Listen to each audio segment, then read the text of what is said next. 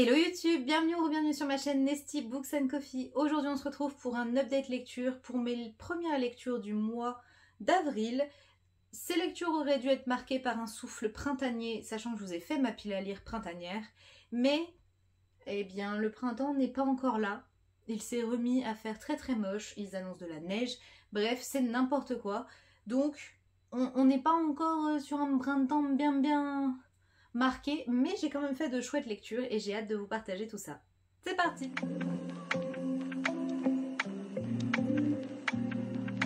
Le mois d'avril est un mois où j'ai lu un certain nombre de livres, mais c'est des petits livres généralement qui font assez peu de pages. Il y en a un qui fait même, je crois, même pas 150 pages. Donc c'est plutôt des petits livres. J'ai été un petit peu perturbée dans mes lectures par la lecture d'un autre ouvrage que je vais vous présenter, qui m'a demandé beaucoup de temps parce que je n'ai pas du tout accroché mais que je devais le lire, et je vous parle d'une lecture scolaire, Les Confessions de Jean-Jacques Rousseau, ici publié chez GF avec une édition établie par Alain Gros-Richard qui est un spécialiste de Rousseau. C'est un livre que j'ai dû lire dans le cadre d'un cours de littérature du XVIIIe siècle et je n'accroche pas avec Les Confessions. Ici, Rousseau nous raconte sa vie. Il s'agit d'une autobiographie un petit peu beaucoup romancée parfois. Et c'est une lecture qui m'a demandé beaucoup de temps parce que je n'accroche pas spécialement à la plume. Et j'ai fini par la faire en audio parce que je n'arrivais pas à avancer et qu'il fallait vraiment que j'avance avant les premiers partiels. J'ai apprécié certains élans lyriques comme lorsque Rousseau parle des Charmettes à Chambéry. C'est un endroit où il a vécu et où il a été très heureux, avec un bel élan pour la nature. Et j'aime aussi quand il parle de Madame de Warens. Il y a un premier passage, enfin non, pas le premier, un des passages où il se concentre vraiment sur elle et l'amour qu'il lui portait. Ça, j'ai trouvé ça chouette, mais sinon le reste, enfin, Rousseau est quelqu'un d'assez égocentrique, d'assez narcissique, et c'est un peu pénible à lire. Voilà, je ne recommande, c'est même pas une recommandation ou pas, c'est si vous avez envie de le lire, lisez-le. Moi, je vais faire une pause dans Rousseau et peut-être qu'un jour je lirai autre chose, mais en attendant, là j'ai un peu eu ma dose. Ça reste une expérience à mener parce que c'est un livre qui a beaucoup marqué le siècle, le XVIIIe siècle, et bref. J'ai lu Rousseau. À côté de ça, donc, j'ai lu des petits livres, dont Les Petites Reines de Clémentine Beauvais, publié chez Sarbacane dans la collection Exprime, que j'ai également écouté en audio sur Nextory. C'est une histoire qui est assez drôle, assez farfelue. On va rencontrer 3 jeunes filles qui ont été élues boudins de leur collège, c'est-à-dire les filles les plus laides. Sachant que toute beauté est subjective, on est bien d'accord, je ne suis pas du tout d'accord avec le concours en lui-même. Et ces 3 jeunes filles vont donc se retrouver un peu par la force des choses et elles vont décider de se jouer de cette appellation et elles vont partir sur les routes de France pour vendre du boudin à vélo et monter à Paris. Et je ne vais pas vous révéler pourquoi elles montent à Paris, mais c'est assez chouette. Les 3 sont plutôt amusantes. Il y en a une avec un caractère bien tranché, une qui est un peu plus jeune et qui suit un peu, et une qui est accro au jeu de gestion. Bref, c'était assez... Vraiment, j'ai rigolé à beaucoup de moments dans ce livre. C'est une écriture qui est fraîche, qui est inventive, et en même temps, c'est pas dénué d'émotion. On est vraiment... Ah, ces jeunes filles, elles essayent de faire preuve de dérision, et c'est pas toujours évident. Et on aborde certains sujets qui sont moins léger, je vais pas vous en dire trop, mais notamment le frère d'une des protagonistes, il y a une intrigue autour de lui que j'ai trouvé très intéressante. Et ouais, c'est une lecture qui est presque parfaite pour le printemps, ou pour l'été, sachant que ça tourne enfin ça se passe au mois de juillet, mais j'ai trouvé que l'humour et la plume apportaient vraiment un vent de fraîcheur dans mes lectures et j'en avais besoin. Donc celui-là, je vous le recommande de manière générale. Tous les livres que j'ai lus de Clémentine Beauvais jusqu'à maintenant, ce sont de très bonnes lectures. Les 4 livres que je vais vous présenter ensuite, ce sont des livres que j'ai achetés au mois d'avril et que j'ai lus au mois d'avril, donc je prends un petit peu d'avance sur mon book haul, mais tant pis, ça fera un peu redite. Le premier, il s'agit de Sankofa, la fille adoptive de la mort de Nnedi Okorafor, publié chez l'École des loisirs dans la collection Medium Plus. Il s'agit d'une collection qui est à destination des jeunes adultes, des adolescents, jeunes adultes, qui est très intéressante, que je trouve assez chouette de manière générale. Ici, on est sur un récit de science-fiction, fantasy, c'est un peu mêlé. On est dans une société futuriste en Afrique et on va suivre Sankofa qui a le don de mort, qui peut donner la mort aux gens, et on va essayer de comprendre comment elle en est arrivée là et dans quelle société elle évolue. C'est une société qui est très gangrénée par les nouvelles technologies et elle ne peut pas s'approcher des nouvelles technologies. Elle est un peu rejetée et en même temps vue comme une divinité parce qu'elle a ce pouvoir. Et c'est vraiment une lecture à laquelle je ne m'attendais pas, enfin vraiment. Je l'avais noté lors de sa sortie, je me suis dit, oui, je me le note quelque part, je le lirai à l'occasion, et ça a été une claque. Je trouve que l'autrice arrive à nous donner un récit très réaliste, avec des émotions assez brutes, et pourtant en très peu de pages, et dans un monde qu'on ne connaît pas encore en tout cas.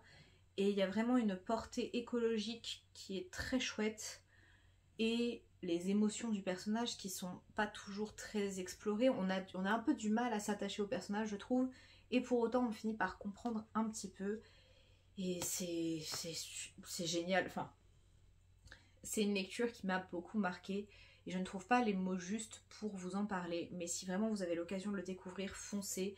C'est un récit très court, il fait 150 pages, c'est écrit très gros, mais ça vaut vraiment le détour, et ouais, j'ai hâte de découvrir d'autres livres de Nnedi Okorafor. Je vous en avais parlé dans ma pile à lire du printemps que je vous remets juste là. Mais j'ai hâte d'en savoir plus, d'en découvrir plus de cette autrice parce que celui-là c'est une réussite.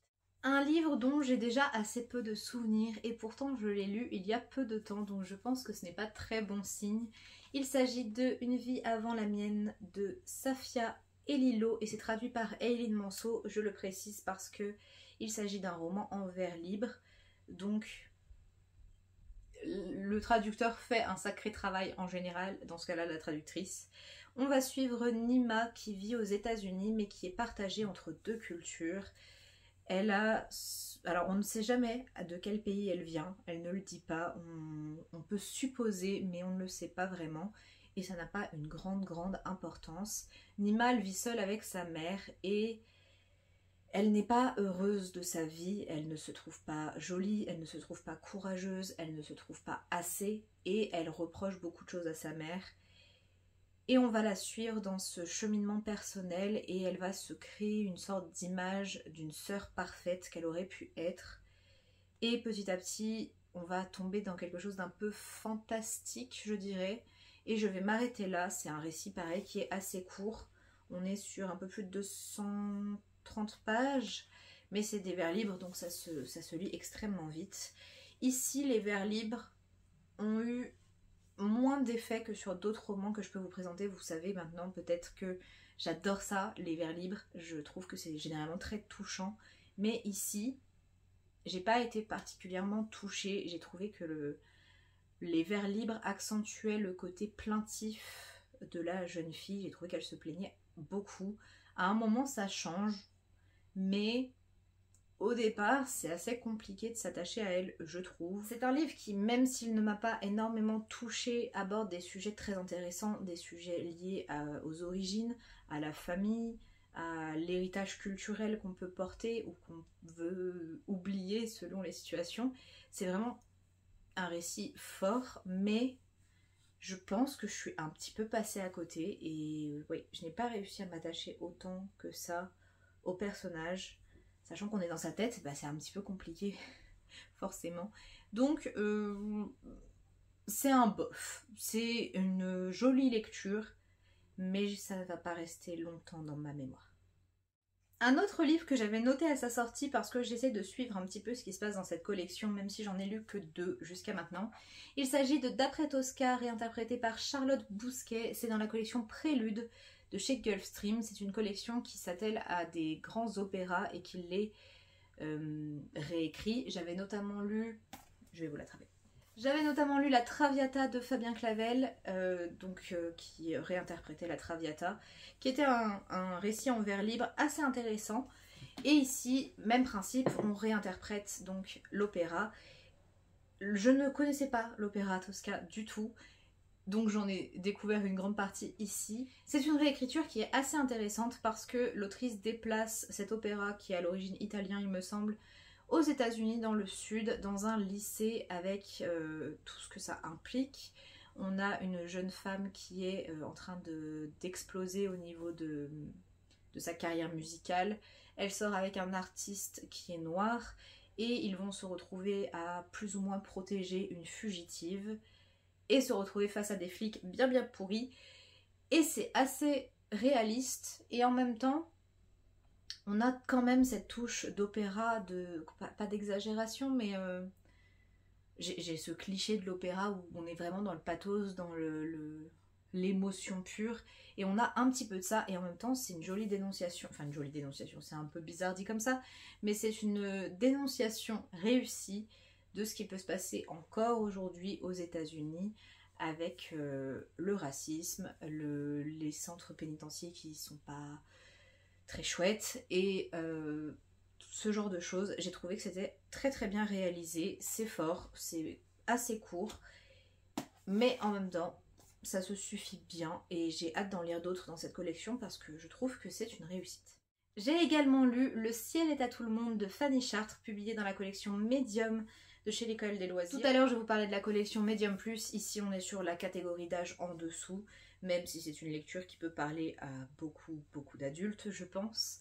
On va suivre ici un jeune garçon et son frère qui vont être placés dans un foyer suite à l'abandon de leurs parents, et ce jeune garçon va essayer de survivre dans cet environnement qu'il ne connaît pas. Il va se passionner pour les oiseaux et on va suivre tout son cheminement intérieur, sa quête de liberté avec son frère, et c'est vraiment une histoire qui est très touchante et c'est extrêmement poétique au point de m'avoir parfois perdu même un peu. On a beaucoup de parallèles avec les oiseaux, de métaphores avec l'ornithologie, et en même temps on a ce côté très réaliste, très dur de la réalité des foyers et des enfants qui se retrouvent placés en famille d'accueil mais ça ne dure pas, et tout ce genre de choses où c'est vraiment difficile. Et à côté de ça on a la passion de ce jeune garçon pour les oiseaux et pour les séries télé, donc on a pas mal de petites réécritures d'épisodes de séries télé. Alors je vais essayer de vous montrer sans spoiler. Voilà, on a des petits passages comme ceci avec des scripts de séries télé qui sont connus. On a Prison Break, Grey's Anatomy, Stranger Things, bref, pas mal de séries assez connues. Et en même temps, les dialogues sont un petit peu réécrits pour nous faire comprendre la situation vécue par les deux jeunes garçons. Et en même temps, ça fait un joli clin d'œil aux séries. On peut reconnaître certains dialogues de séries quand on est accro. Comme moi avec Grey's Anatomy où j'ai dit « Ah, mais ça existe vraiment !» Donc ça, c'était le petit côté un peu fun, même si c'est rarement joyeux. Et on a aussi quelques clins d'œil à la musique, notamment le jeune personnage dit à un moment qu'il écoute le garçon qui était un Jedi et qui avait rencontré une fée. C'est un clin d'œil à la chanson de Dionysos, et donc de Mathias Malzieu, qui est mon auteur chouchou. Donc quand j'ai vu ça, j'étais toute gaga. Et c'est vraiment ce livre qui navigue entre réalité et rêve, entre métaphore et fait. Et c'est... Ah, je pense que je vous le vends encore très mal, mais c'est très beau. C'est pas la lecture du siècle, mais ça a été une bulle de douceur avec toutes les difficultés rencontrées en même temps, et je trouve que c'est une très belle réussite. Bon, je vais boire un coup les amis, parce que là on passe sur le haut du panier quoi. Je l'ai fini juste avant de tourner cette vidéo et c'est ce qui m'a poussée à allumer ma caméra. Je vous parle bien évidemment de L'Empire des damnés, le tome 2 de L'Empire du vampire de Jay Kristoff, publié chez De Saxus.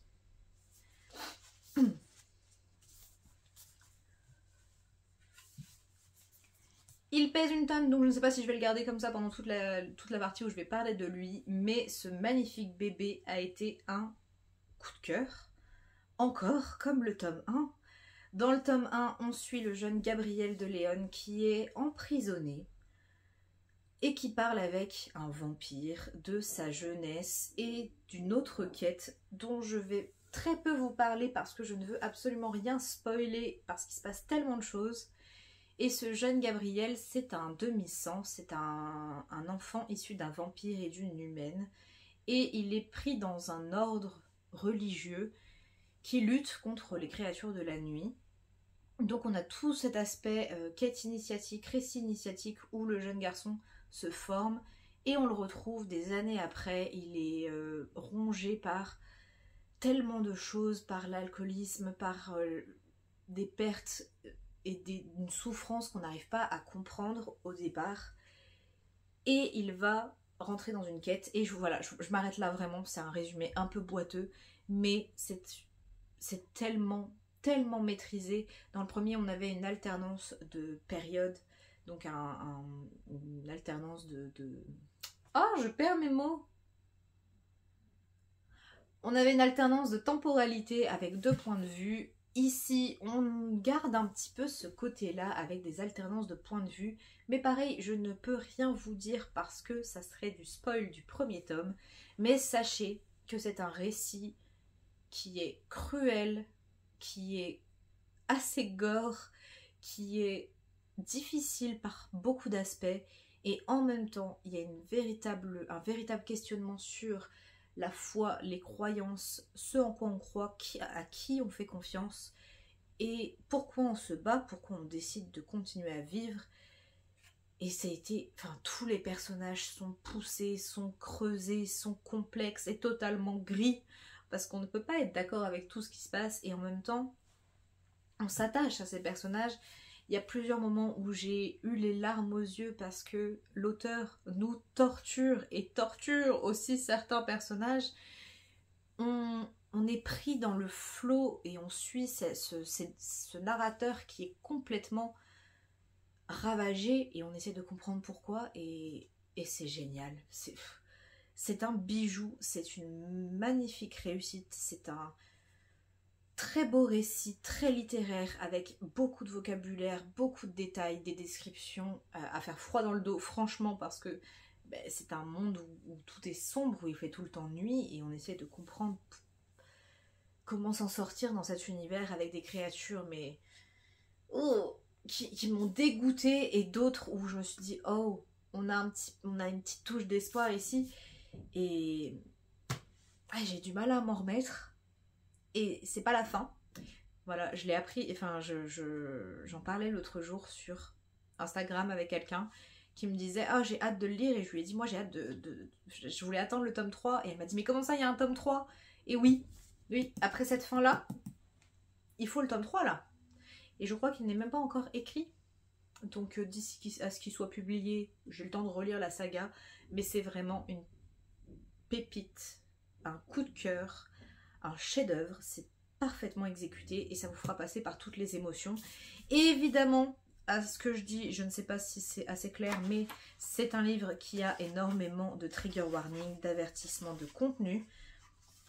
Je vous montre, c'est tout ce paragraphe-là. Ce sont des avertissements. Prenez-les en compte parce qu'il y a des choses qui peuvent vous faire beaucoup de mal si jamais vous êtes sensible sur certains sujets. Et certaines choses sur lesquelles je ne suis pas sensible sont parfois tellement poussées où je me suis dit je fais une pause. Mais voilà, je l'ai annoté, sauf les 200 dernières pages parce que j'étais trop prise dans ma lecture et du coup je n'ai pas annoté. Mais je vous recommande l'Empire du Vampire. De toute façon, je vous recommande l'Empire du Vampire, je vous recommande Nevernight, je vous recommande Aurora Squad. Vous comprenez sans doute que je vous recommande J. Christophe, de manière générale.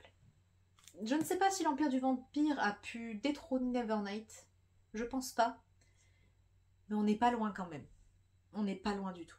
Et voilà YouTube, c'en est tout pour cette vidéo. J'espère qu'elle vous aura plu. N'hésitez pas à me dire vous en commentaire ce que vous avez lu au mois d'avril.